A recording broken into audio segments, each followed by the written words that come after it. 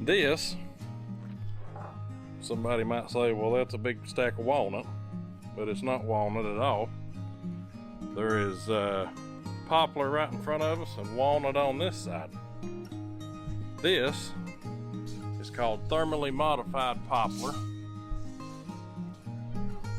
So they send it off to a microwave, I think they said, and it's somehow or another structurally changed with that, and it comes out looking almost identical to walnut. Here's some 10-inch wide and wider walnut. Pretty impressive.